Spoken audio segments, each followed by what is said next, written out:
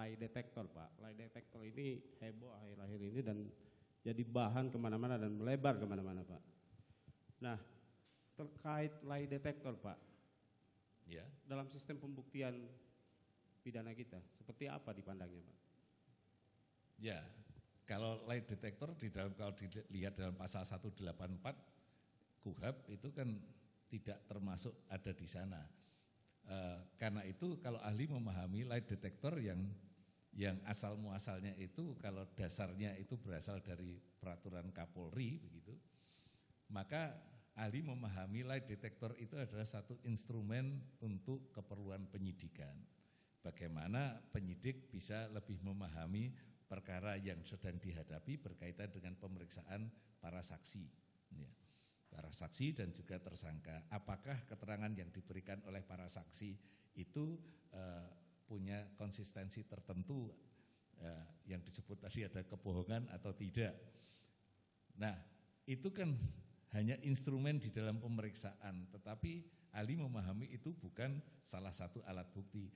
Tetapi kalau hasil dari lie detector itu dilakukan dengan prosedur yang benar, masih mungkin dimanfaatkan untuk dinilai oleh ahli yang mempunyai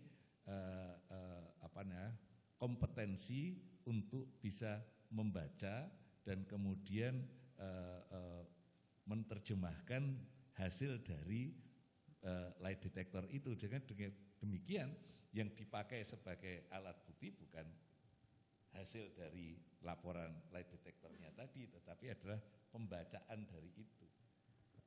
Ya, baik Pak, saya lanjutkan Pak. Masih terkait dengan keabsahan alat bukti, dikaitkan dengan yang Bapak barusan terangkan mengenai lie detector. Nah, berdasarkan ketentuan pasal 13 Perkapolri nomor 10 tahun 2009 dijelaskan mengenai persyaratan pemeriksaan dengan poligraf, Pak. Saya bacakan di ayat 2-nya itu syaratnya antara lain adalah sehat jasmani dan rohani, kondisi terperiksa tidak dalam keadaan tertekan. Nah, jika salah satu syarat yang ada di Perkapolri itu kemudian tidak terpenuhi untuk kemudian dilaksanakan tes poligraf, seperti apa dipandangnya? Ya, jadi begini, Perkapolri itu sebenarnya adalah peraturan yang dipahami oleh ahli itu sebagai peraturan yang sifatnya adalah peraturan yang sifatnya untuk aturan teknis untuk melaksanakan KUHP. Dengan demikian kalau ahli memahami di dalam peraturan Kapolri itu ada ketentuan tentang prosedur pemeriksaan tertentu, salah satunya untuk melakukan poligraf itu harus ada persyaratan harus dipenuhi.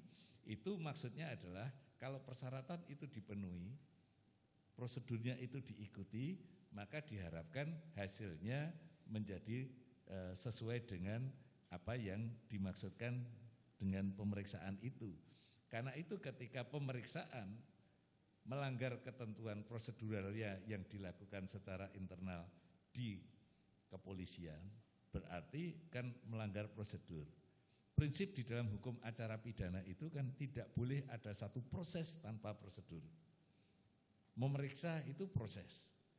Nah, karena itu prosedurnya harus diikuti. Kalau itu prosedurnya untuk melakukan proses itu sebelumnya harus dipastikan terlebih dahulu yang diperiksa sehat, maka itu harus dilewati dulu dan seterusnya. Dengan demikian, maka ketika proses dilakukan tanpa prosedur berarti itu adalah sesuatu yang tidak sah.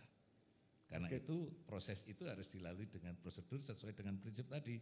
Tidak boleh ada proses tanpa prosedur. Baik.